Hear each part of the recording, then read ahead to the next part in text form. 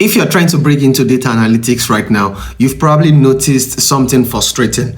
Everyone online is telling you something different. One person says, learn Python first. Another person says, go get your master's degree. And then someone else says, a Google certificate and you're good to go. And you're sitting there wondering which part actually works, or if the data analytics career path is still worth it in 2026 with all the advent of AI. Now, I'm thankful that 6 years ago when I started my data journey, I had someone who could guide me through exactly what I should do. And that was the game changer for me compared to some of my colleagues who were learning how when companies wanted SQL, building project that nobody cared about. And I see the same pattern also with people today. And that's why in this video, I'm going to be showing you the difference between the path that most people take and the path that actually leads to a job. Then I will review to you in a step-by-step way a 6-month roadmap that you can start today for completely free. Most of the people waste months studying things that companies don't even test for. And if you're switching careers, you know that you absolutely cannot afford to waste time. And if you stay to the end of this video, you see the one step most people skip that makes the biggest difference when applying for their first data analytics role. So let's get into it. Now, over 700%, and I mean 700%. That's how much the number of data science and analytics degrees awarded over the last decade has been. But nearly 70% of those are master's degrees, costing somewhere around $10,000 to $80,000 and 2 years of your life. Not to mention the numerous data boot camps out there. And this is nothing against boot camps, but here's what nobody tells you before you sign up. Entry-level data science roles often require STEM experience and a PhD degree. So you graduate and you immediately find yourself too junior for the job that you just studied for. You humble yourself, you try to pivot to a data analyst, then you hit the second wall. Your master's taught you high-level theory but completely skipped the tools businesses actually run on every day. SQL, Excel, Tableau, messy data cleaning, storytelling, and then you find out that you're overqualified on paper and underskilled for the actual work. Millions of people are stuck in that exact position right now because nobody showed them a better way. And here's why also the traditional route keeps failing. First, it's too slow. Tech moves faster than any university curriculum can keep up with. Demand for generative AI skills keep growing at about 6,000% in a single year. That's crazy. So while the degree programs take years to update, by graduation, the syllabus is already like an history lesson. And second, hiring managers have actually stopped caring about degrees. A 2024 survey found that 69% of them prioritize relevant experience, and I want you to listen to that, relevant experience over a degree when making hiring decisions. 7 out of 10 would rather see what you can build than where you studied. So that's not a preference, that's a mandate. The winning part isn't a 2-year degree, it's a structured roadmap. Real tools and a portfolio that you can put together in 4 to 6 months. So how does this go? Let's get started. Month 1, you want to master Excel and analytical thinking. You see, a lot of people are tempted to skip this part. Don't.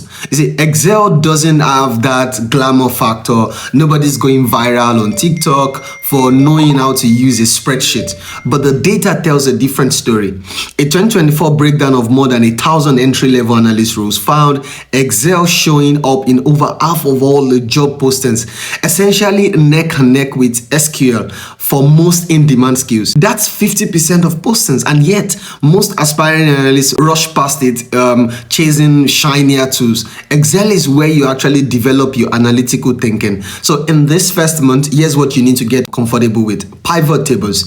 This is your go-to for summarizing and making sense of your data fast. Drag and drop and it's done. Build charts directly from them. This becomes your default move for any quick on-the-fly analysis.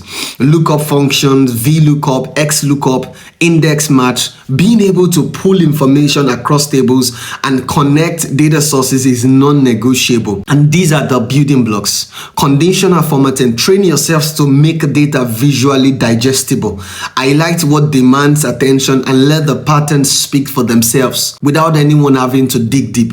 Power Query, think of this as your eating advantage for data cleaning. Most people at this stage have never touched it, but it lets you automate the repetitive stuff so you are not manually doing the same cleanup every single time.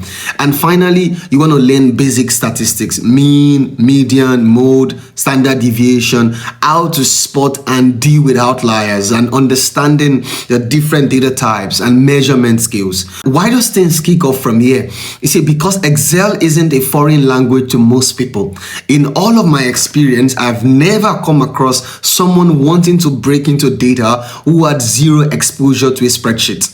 By the time month 1 wraps up, you should be able to pick up a messy data set, clean it, run pivot table analysis on it, and walk away with real conclusions.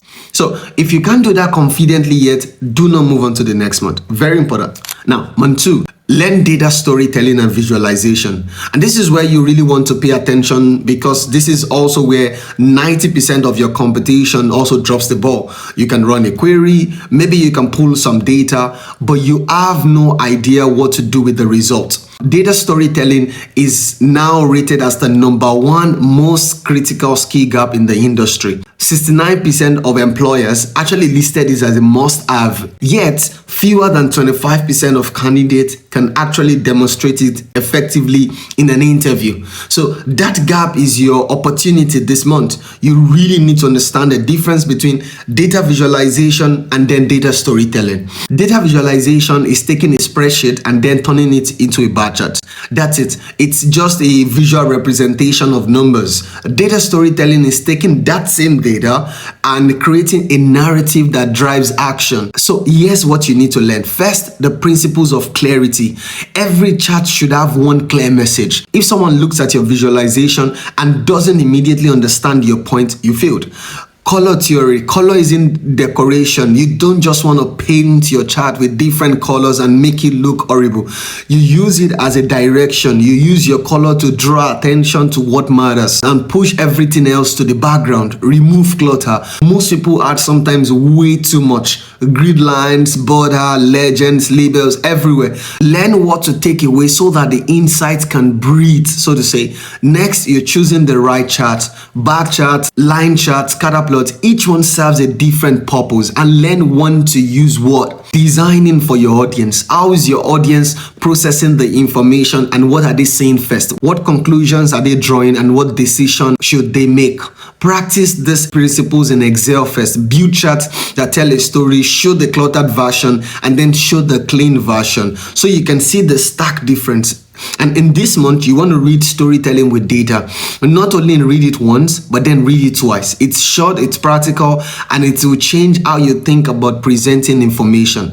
By the end of month 2, you should be able to take any data set, create a visual that communicates one clear insight without any explanation. The chart should speak for itself every single time. That's the aim. Now, going to month 3, SQL. We are going to get into the technical part that separates serious candidate from everyone else. SQL is non-negotiable. If you can't write SQL, you're not getting hired today, period. SQL is the language of data. It's how we clean and transform data at scale.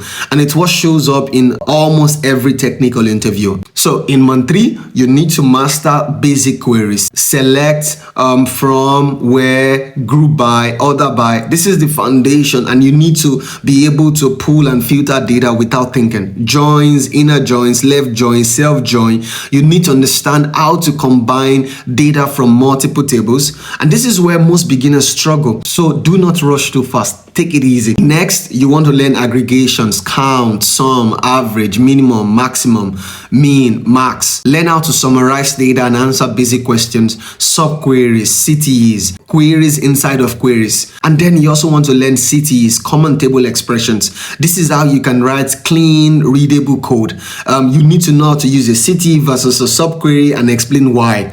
Window functions, row number, rank, lag, lead, running totals. This is immediate to advanced SQL, and this is what you can expect to get tested on in a technical interview for higher paying roles. And important note, don't just take a course and move on. You can learn all this on sites like W3 Schools. After you learn the concept, practice on sites like Datalimio, Leads Code, Akarank, or others. You see, why Python might be used for data scientists, for data analysts, SQL is requested 1.5 times more than Python for entry-level job descriptions. So if you're stressing about Python right now, stop. SQL comes first. Master before you even think about anything else. By the end of month 3, you should be confident about writing complex queries from scratch. If someone asks you to explain a window function or a CTE, you should be able to answer that in your own words. Now, up to month 4, we want to build dashboards with Tableau or Power BI. You see, everything you've built so far, now you put it into a BI tool. Pick one, Tableau or Power BI. I think either works. There are plenty of jobs on either side. The principles are identical. And in my case, I started with Power BI and I could easily just move on to Tableau. I use a lot of Tableau now and I really do like it. This month, you want to connect data sources, data modeling, building visualization, calculating fields, dashboard designs, filter and parameters, and you want to learn the basics. But here's where most people fail. They master the tool and completely forget the storytelling principles. So they build dashboards that are just a pile of charts with no direction. And that's not a dashboard, that's a data dump. A real dashboard answers one specific business question, leads the viewer's eye straight to the insight, and makes the answer obvious without them having to go hunting for it. One advice I like to give people at this point is make your dashboards simple. By the end of this month, you should have at least 2 polished dashboards you would be comfortable dropping in front of an hiring manager. Now to month 5, and this month is about getting yourself job ready. Now that you have the skills, month 5 is about packaging them so that the world can see. This month has so to say 3 parts. You want to build your portfolio, you want to build your resume, and of course your LinkedIn. Maybe think if you live in Germany as well. Now, the first part about building your portfolio. You see, your portfolio can actually outweigh a degree in the hiring manager's eye, but only if the projects are right. 3 to 4 polished projects, each solving a real business problem in your target industry. Not Titanic survival analysis, not another Netflix dashboard. In fact, there are certain projects that won't get people hired. I talked more about that in a video up here. Now, find what actually keeps the decision makers up at night. Build around that and give every project 2 deliverables: a dashboard that answers a core business question and a consulting style slide deck that leads with the answer first. Every slide title should tell a story. You don't just want to have sales by region. You want to have European sales was down 17% due to fuel increase. That difference alone is worth knowing. Rules requiring both analysis and presentation skills pay over $15,000 more than purely technical ones. Now, host it on Notion, on Canva, or a simple website, maybe even GitHub. Clean and accessible beats fancy every single time. Now, the second part of building your brand is your resume. And on your resume, you want to stop listing tasks and start showing impact. Instead of saying, I created dashboards in Tableau, you want to say something like, I built executive dashboards that cut weekly reporting time by 28%. That gets you interviews because every bullet point needs to answer, so what? Why did you do it? So if there's no result attached, rewrite it and cut it entirely. Skills at the top, and you want to talk about work experience before projects. Now, the last one is LinkedIn. This is a non-negotiable. You see, 87% of recruiters actually use it to vet candidates. I was surprised recently when a tech recruiter actually shared with me that our team actually spends time on LinkedIn just hunting for candidates. So maybe your LinkedIn getting better to your next job. Now, your headline communicates value, your banner reinforces your brand, your summary tells your story, and your featured section should show your work. Again, by the end of this month, you should have 3 to 4 polished projects that you want to show to an hiring manager. Now, the last month is the final month, and this is where you want to separate yourself from everyone in the job market. You see, most people get stuck here. They say, oh, I don't have experience. And of course, the struggle is real. You need experience to get a job, but you need a job to get experience. You're familiar with with the loop, right? Now, here's something that most people don't know. There are many ways you can build practical experience without a job. For example, like volunteering with organizations, collaborating with friends or colleagues on very ambitious projects, large enough to legitimately claim on a CV, approaching local organizations like clubs, churches, sports teams, and offering your data skills for free. The core message is that the type of experience matters less than being able to articulate the value you delivered. So whether you're volunteering with a global platform, contributing to a friend's startup, or doing free analytics work for a local football club, what sets you apart in an interview is your ability to say specifically what you did, what problems you solved, and what results you produced. Think about small business owners that are generating value, running ads, tracking subscribers, and managing customer every single day. Most of them don't even have an idea how to analyze any of their data, and that's where you can come in. You can reach out to them to offer free analytical support. Tell them how you can help them understand their data, track their marketing performance, optimize your sales funnel, and then you deliver that and you walk away with a very polished case study and a resume blueprint that actually matters, a testimonial, a story that you can tell in interviews. And another part is to tell a story with your project.